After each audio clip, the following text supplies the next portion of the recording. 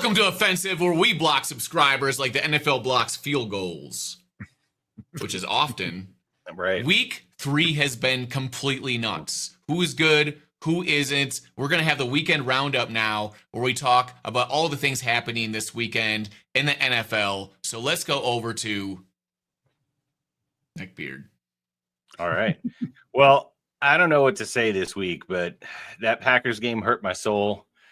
Watching the Bears offense function correctly also hurt my soul. And then watching Carson Wentz resurrect himself like evil Jesus for the Vikings hurt my soul. So it was a pretty put the erect in resurrect.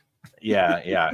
He was erect and resurrected at the same time. So, dude, Cincinnati, man, come on, make it a game. Like, I called it, though. I was like, it could be a blowout, but I thought it was going to be a good game. So I'll go into the Cincinnati-Minnesota game. Just crazy amount of turnovers, two touchdowns returned on defense for scores. I mean, but dude, Wentz looked good. Wentz made some decent throws. I mean, Carson Wentz is still going to be Carson Wentz in some situations. He just kind of was a game manager, right? He didn't do a ton, but they were running the ball really well. I mean, the defense was doing their job, but I mean, I guess that just shows how bad JJ McCarthy is because, like, yikes, it was like night and day what their offense could do. And there's really not a lot to say about it. Like, Browning looked terrible. The Bengals looked terrible.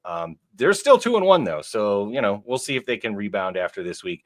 The game that shocked me even more than that, was Atlanta getting freaking boot stomped by the Carolina Panthers. Now, I picked the Panthers to be good this year. Yeah, their darling team, yeah. Yeah, but we saw Atlanta's defense play well. Again, I think that was the J.J. McCarthy effect because, they had Penix played terrible. People are ranking the Falcons the number 1 defense in the league, and I was like, Dave, what was that? 50 had them, Dave? I had them at 5. Okay, fair enough.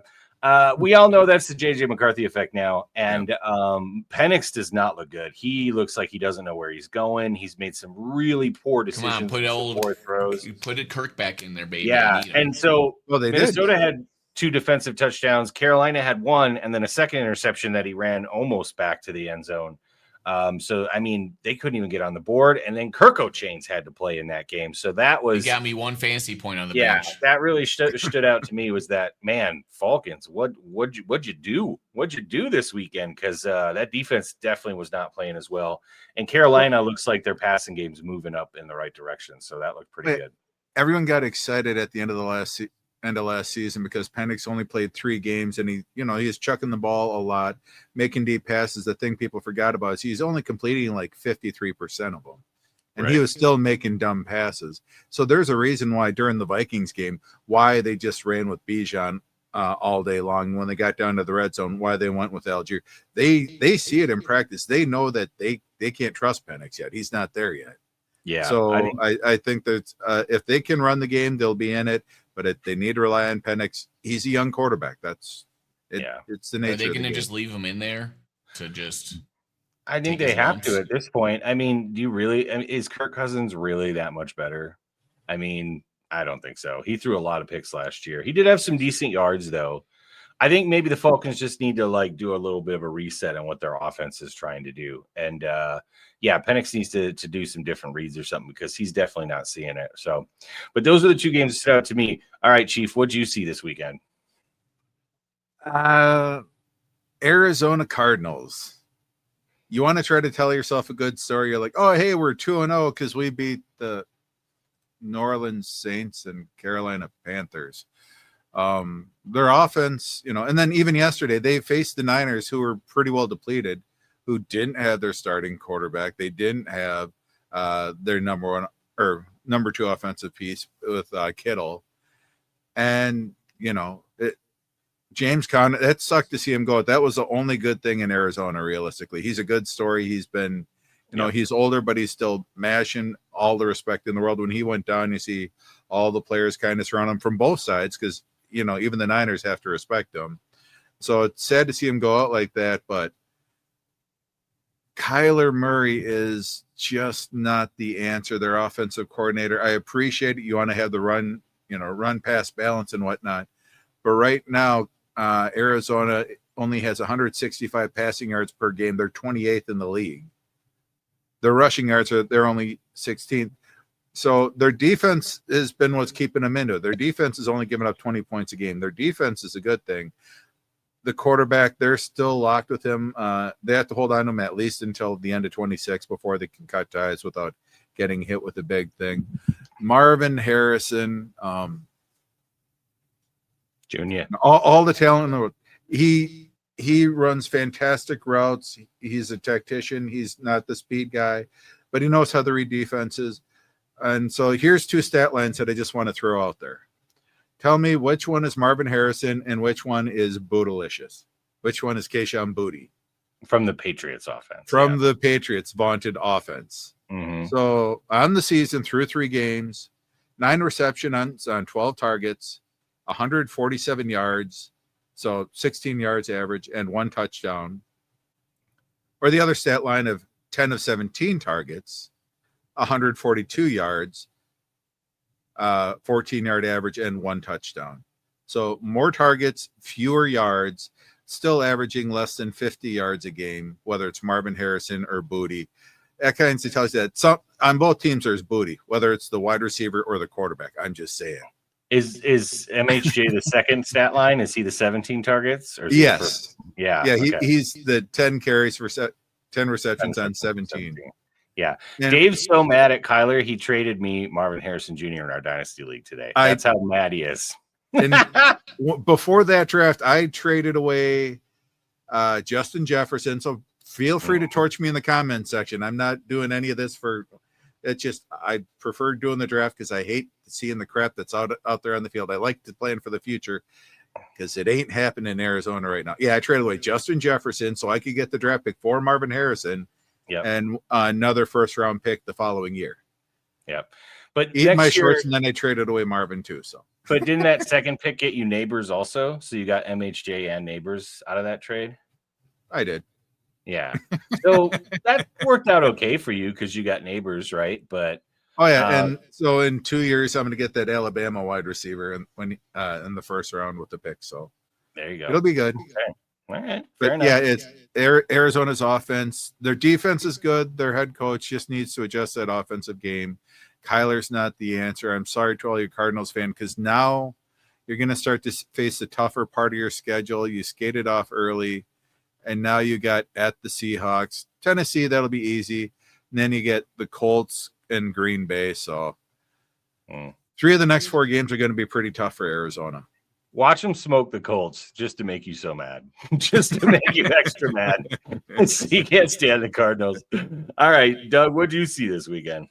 So my part of the segment is the NFL is wild. We got like a bunch of block kicks, tons of turnovers in a lot of games. Like the Bears-Cowboys game was wild with like all the balls flying off people's fingertips and stuff. Catching interceptions, like it's crazy. So we had the Packers get a blocked kick. Not only did the blocking fail on it, but the kick itself was low and even looked to the low left like it would have missed. It might not even have made it if they didn't block it. And you're just like, how many terrible, of course, we'll talk about the Packer games more later. How many terrible things could happen in a row? And next thing you know, the Eagles block a kick and then they run it back for a touchdown, right? In their game. And my whole point is like, who are the good teams in the NFL? Is it the Eagles and the Rams? I tried to watch a bunch of that game. They did look pretty good at times, and they might be the 2 best teams in the NFC right now.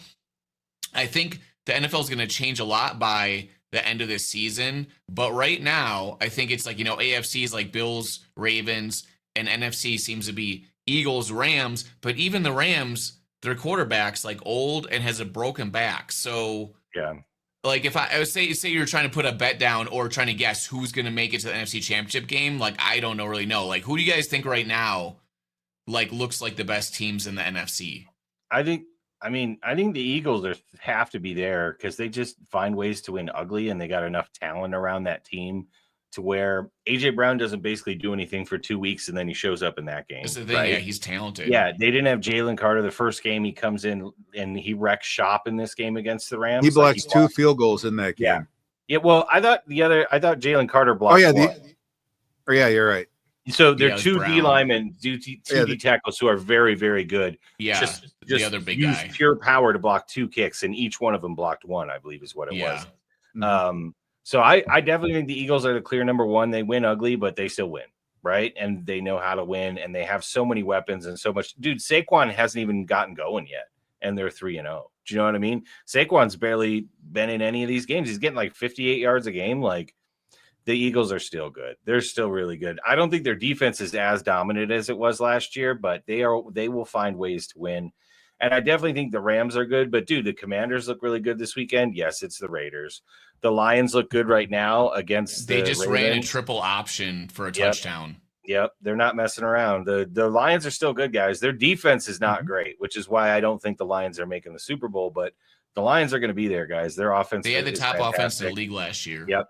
And dude, the Packers are still really good. Their defense was dominant in that game. They allowed 3 points, really, and it just took Matt LaFleur calling one of the worst games I've ever seen to basically keep the Browns in it. So, well, the Packers are really good when their hair's on fire and nobody knows like really what's going on and everything's new. But by the end of the season, the question is like, what teams are going to be able to figure out to be the best teams, right? Like when you now have things on tape, you can strategize and you have to adapt. No, I think all those teams are in there. I don't put the 49ers in there right now because they win. They've gotten lucky. They could legitimately be 0-3, and they're 3-0.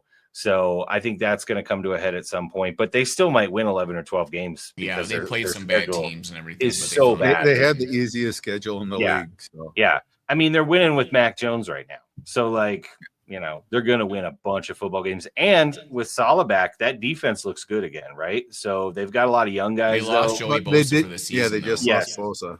But yeah, Bosa always gets hurt every year. So like, I mean, that is going to affect them. Again, I don't think the Niners are in that top echelon. Well, he was causing a lot of disruption on the defensive line. Yeah, I mean, he won in the game against Seattle when he basically got the fumble, caused the fumble, and recovered the fumble. So. But yeah, I think it's pretty clear. It's Eagles and then Packers are second tier. I think we all were like, yeah, the Packers are in that first tier with the Eagles now after game 1 and 2. But like we forget that there's that Packers team that makes mistakes, gets tons of penalties. I can't remember. Did somebody say 17-0? Who did? Doug, do you remember? Was there anyone calling for 17-0? I'm sure I did like at least 10 times. Well, at least you admit it. Hey, I looked like a genius after the first 2 games, okay? No, I picked him to win 12 games this year, which I still think is about correct. Yeah. That's about right, yeah. Yeah. No, and they are going to win, I think, 11 or 12 games this year. I need them to win as many now. I mean, if you had told me after 3 weeks the Packers are 2-1, I'd have signed up for that without question.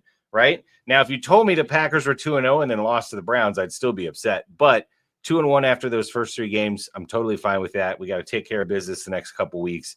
If we go into week 9, 7-2, I will be more than happy because after week 9 is when the schedule gets really nasty for the Packers. So 7-2, 6-3 is where I'd really like us to be. Oh, because you play the Bears twice after then? Yeah. Yes. Well, hey, the Bears we're afraid of. Yes. After the games this week, we might have the best division again. We might have the best division in football again. Who knows?